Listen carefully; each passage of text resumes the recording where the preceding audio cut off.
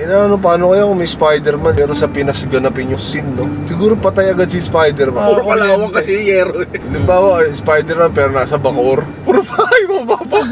Yung Spider-Man patay agad.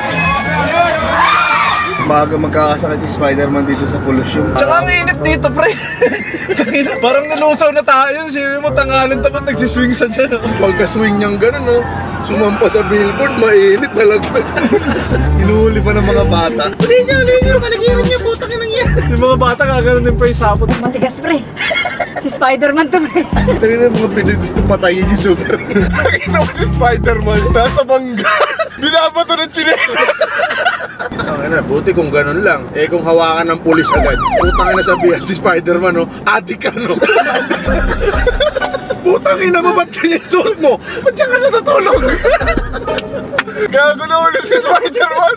Naglalive sa Nag-live ka ba? Nag-earn ka ba ng ano? Natatalo sa kalasada. Sabi ng pulis. Ay guys! Nahuli si Spider-Man!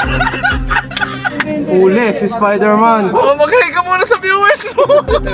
Sabi ni Spider-Man. Ay guys, patayin ko muna. Huli!